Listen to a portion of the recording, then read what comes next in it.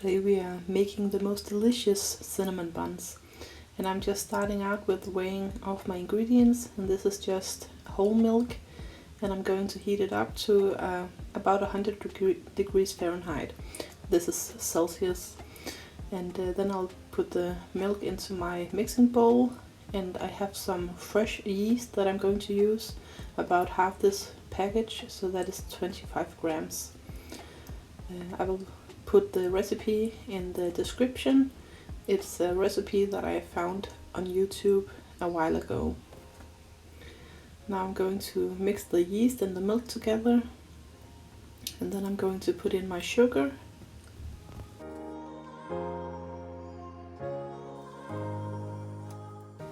This is my homemade pumpkin puree. It's still a little frozen, so I will heat it up with the butter, and then I can put it in the batter later on. So this will be pumpkin cinnamon buns. I'm also putting in my egg.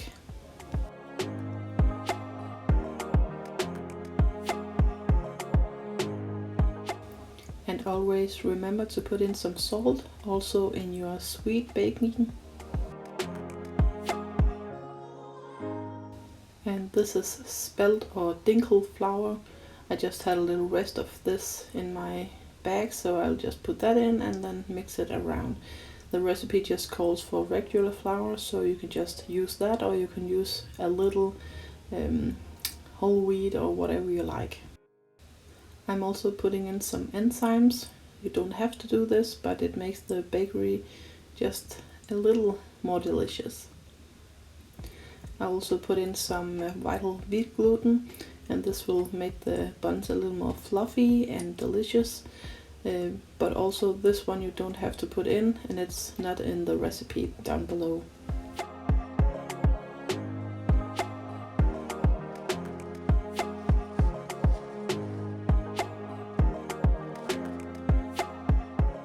And then I'm mixing all of that together, and then my pumpkin and butter is ready, so I'm going to dump that into the bowl.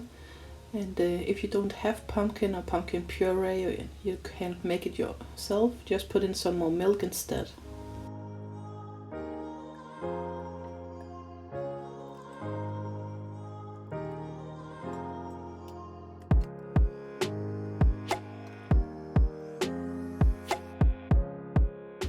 And I'm scraping down the sides a few times just to make sure that everything will be incorporated in the dough.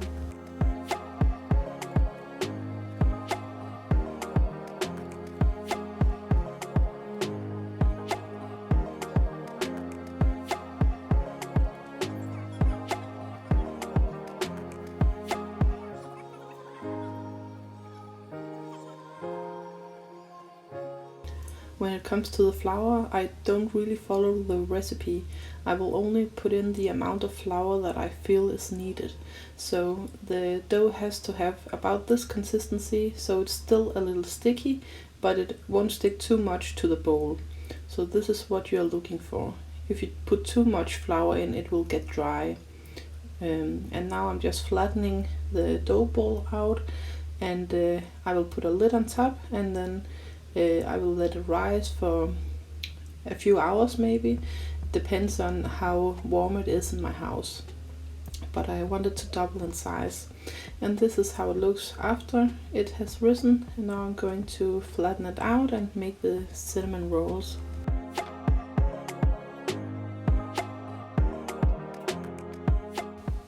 And for the filling, I'm going to use some brown sugar, and instead of just plain cinnamon, I'm using specoolos spice, so that it's a spice blend with several of these warm spices like cinnamon and nutmeg, cloves and all of that.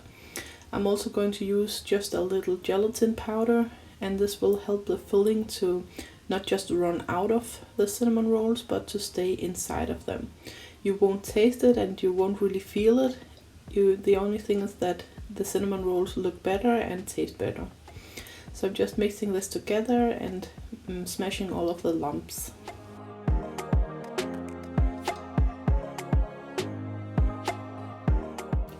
And then I'm rolling out my dough.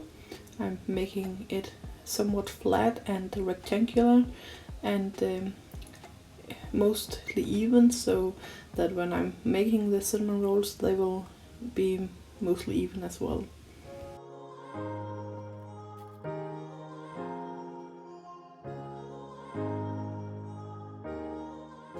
And then I'm putting on my softened butter.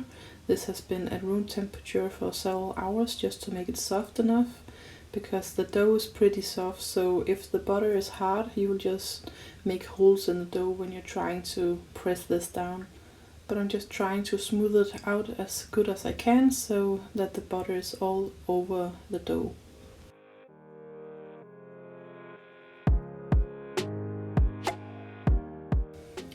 And now I'm drizzling on my sugar mixture, and I also want this to be pretty even all over the dough, just to make sure that there isn't too much in one end and too little in the other one. And when I've done this, I'm going to roll it up, and I'm just starting in the end closest to me, and I'm trying to make it really tight and make it look good. And when I finished, I'm trying to close it and then just make it so even as I can, and then I will cut them out into I think 12 pieces and put them onto my baking sheet, and they will grow together when they are rising again and when they are baking. And if you don't want them to do that, you can just put less on the baking sheet. But this is how they look now, and then they will be rising again, and then I will bake them.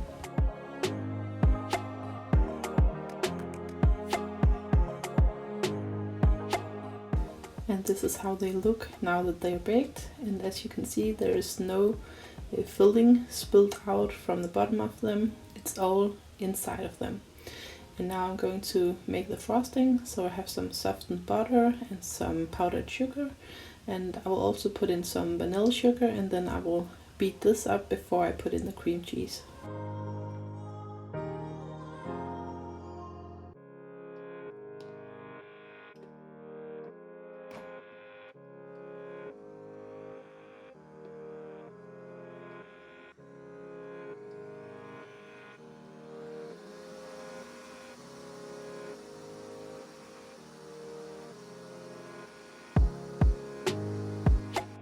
And now the cream cheese goes in, and then I will beat it up again to a nice and delicious frosting.